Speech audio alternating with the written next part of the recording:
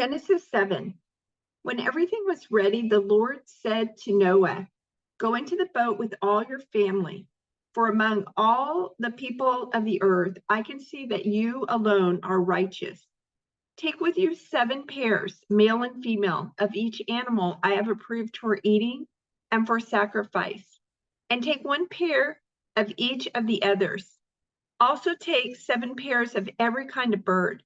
There must be a male and a female in each pair to ensure that all life will survive on the earth after the flood. 7 days from now, I will make the rains pour down on the earth, and it will rain for 40 days and 40 nights until I have wiped from the earth all the living things I have created." So Noah did everything as the Lord commanded him. Noah was 600 years old when the flood covered the earth. He went on board the boat to escape the flood, he and his wife and his sons and their wives. With them were all the various kinds of animals, those approved for eating and for sacrifice and those that were not, along with all the birds and the small animals that scurry along the ground. They entered the boat in pairs, male and female, just as God had commanded Noah. After 7 days, the waters of the flood came and covered the earth. When Noah was 600 years old, on the 17th day of the second month, all the underground waters erupted from the earth, and the rain fell in mighty torrents from the sky. The rain continued to fall for 40 days and 40 nights. That very day, Noah had gone into the boat with his wife and his sons, Shem, Ham, and Japheth, and their wives. With them in the boat were pairs of every kind of animal, domestic and wild, large and small, along with birds of every kind.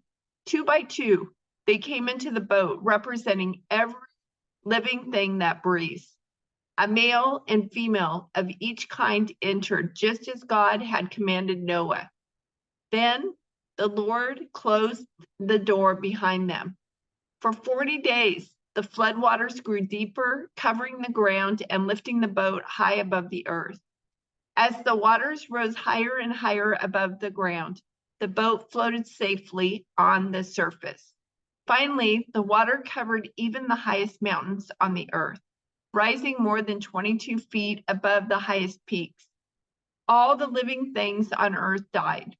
Birds, domestic animals, wild animals, small animals that scurry along the ground, and all the people. Everything that breathed and lived on dry land died. God wiped out every living thing on the earth, people, livestock, small animals that scurry along the ground, and the birds of the sky. All were destroyed. The only people who survived were Noah and those with him in the boat. And the floodwaters covered the earth for 150 days. But God remembered Noah and all the wild animals and livestock with him in the boat. He sent a wind to blow across the earth, and the floodwaters began to recede. The underground waters stopped flowing, and the torrential rains from the sky were stopped. So the floodwaters gradually receded from the earth. After 150 days, exactly 5 months from the time the flood began, the boat came to rest on the mountains of Ararat. 2.5 months later, as the waters continued to go down, other mountain peaks became visible. After another 40 days, Noah opened the window he had made in the boat and released a raven. The bird flew back and forth until the floodwaters on the earth had dried up. He also released a dove to see if the water had receded and it could find dry ground. But the dove could find no place to land because the water still covered the ground. So it returned to the boat. And Noah held out his hand and drew the dove back inside. After waiting another 7 days, Noah released the dove again. This time the dove returned to him in the evening with a fresh olive leaf in its beak. Then Noah knew that the floodwaters were almost gone. He waited another 7 days and then released the dove again. This time it did not come back. Noah was now 601 years old. On the first day of the new year, 10.5 months after the flood began, the floodwaters had almost dried up from the earth. Noah lifted back the covering of the boat and saw that the surface of the ground was drying. 2 more months went by, and at last the earth was dry. Then God said to Noah, "Leave the boat, all of you, you and your wife and your sons and their wives. Release all the animals, the birds, the livestock, and the small animals that scurry along the ground, so they can be fruitful and multiply throughout the earth." So Noah, his wife, and his sons and their wives left the boat, and all of the large and small animals and birds came out of the boat, pair by pair. Then Noah built an altar to the Lord, and there he sacrificed as burnt offerings the animals and birds that had been approved for that purpose. And the Lord was pleased with the aroma of the sacrifice and said to himself, "I will never again curse the ground because of the human race, even though everything they think or imagine is bent toward evil from childhood. I will never again destroy all living things. As long as the earth remains, there will be planting and harvest, cold and heat, summer and winter, day and night." Then God blessed Noah and his sons and told them, "Be fruitful and multiply, fill the earth. All the animals of the earth, all the birds of the sky, all the small animals that scurry along the ground, and all the fish in the sea will look on you with fear and terror. I have placed them in your power. I've given them to you for food, just as I have given you grain and vegetables. But you must never eat any meat that still has the lifeblood in it. And I will require the blood of anyone who takes another person's life. If a wild animal kills a person, it must die.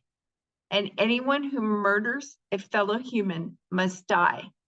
If anyone takes a human life, that person's life will also be taken by human hands.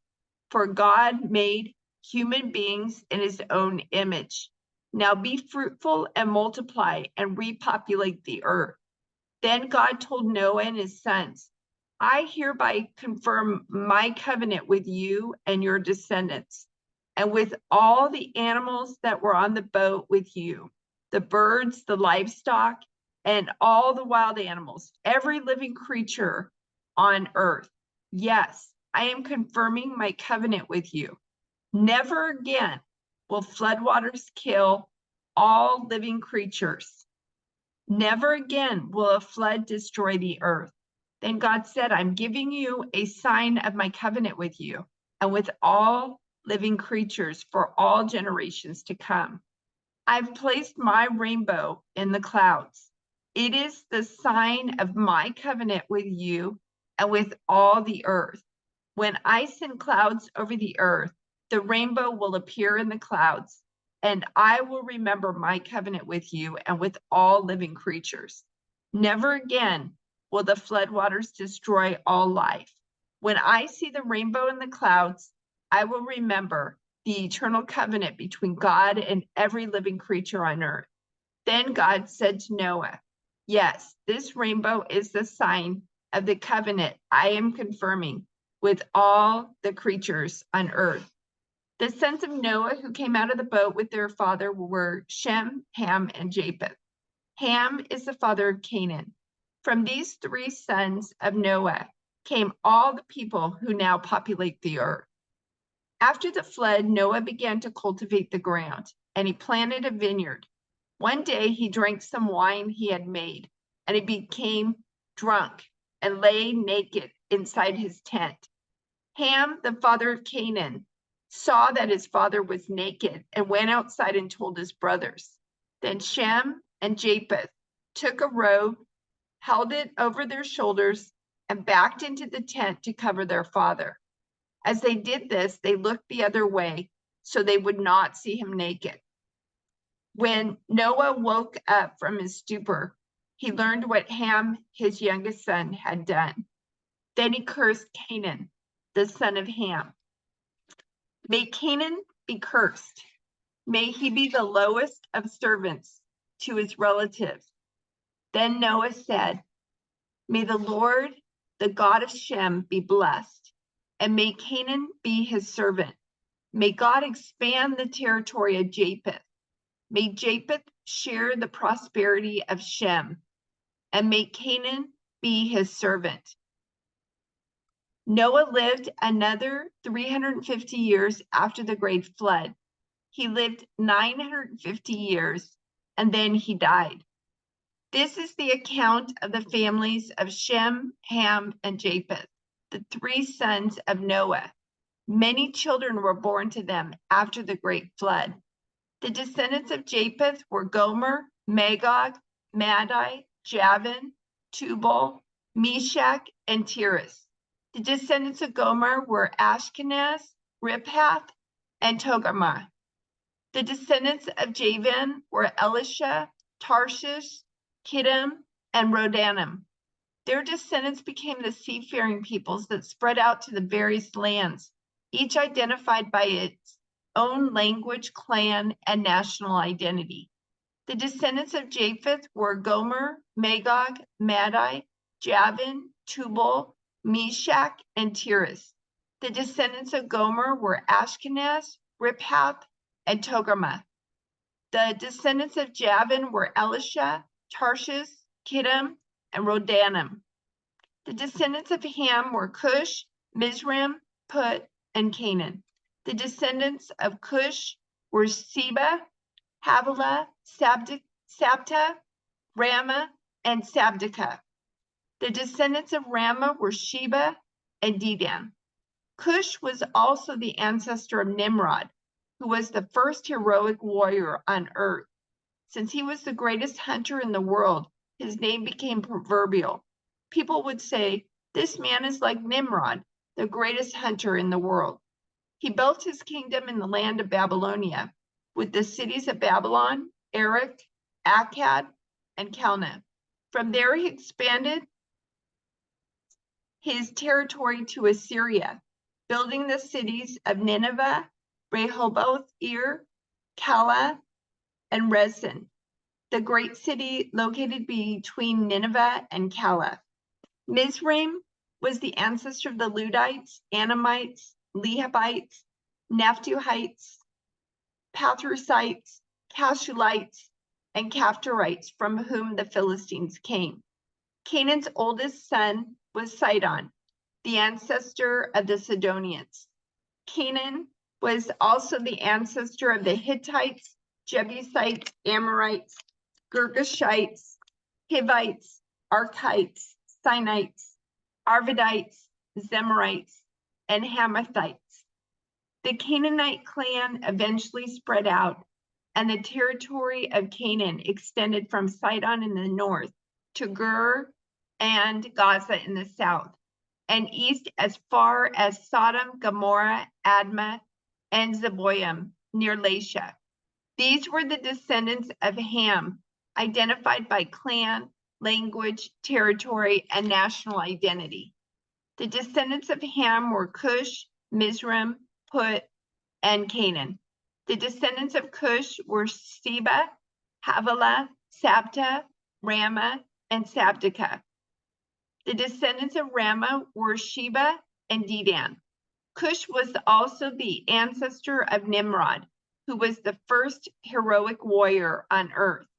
Mizraim was the ancestor of the Ludites, Anamites, Lehabites, Naphtuhites, Pathrusites, Cashulites, and the Caphtorites, from whom the Philistines came.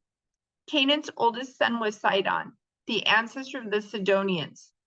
Canaan was also the ancestor of the Hittites, Jebusites, Amorites, Girgashites, Hivites, Archites, Sinites, Arvadites, Zemarites, and Hamathites. Sons were also born to Shem, the older brother of Japheth. Shem was the ancestor of all the descendants of Eber. The descendants of Shem were Elam, Asher, Arphaxad, Lud, and Aram. The descendants of Aram were Ez, Hol, Gether, and Mash. Arphaxad was the father of Shelah, and Shelah was the father of Eber. Eber had two sons. The first was named Peleg, which means division, for during his lifetime, the people of the world were divided into different language groups. His brother's name was Joktan. Joktan was the ancestor of Almadad, Sheleph, Hazarmaveth, Zerah, Hadoram, Uzal, Dikla, Obal, Abmiel, Sheba, Ophir, Havilah, and Jobab. All these were descendants of Joktan. The territory they occupied extended from Mesha all the way to Sephar in the eastern mountains. The descendants of Shem were Elam, Asher, Arphaxad, Lud, and Aram. The descendants of Aram were Ez, Hol, Gether, and Mash. Arphaxad was the father of Shelah. Shelah was the father of Eber. Eber had two sons. The first was named Peleg, which means division, for during his lifetime, the people of the world were divided into different language groups. His brother's name was Joktan. Joktan was the ancestor of Almadad, Sheleph, Hazarmaveth, Zerah, Hadoram, Uzal, Dikla, Obal, Abmiel, Sheba, Ophir, Havilah, and Jobab. All these were descendants of Joktan. These were the descendants of Shem, identified by clan, language, territory, and national identity. These are the clans that descended from Noah's sons, arranged by nation, according to their lines of descent. All the nations of the earth descended from these clans after the great flood.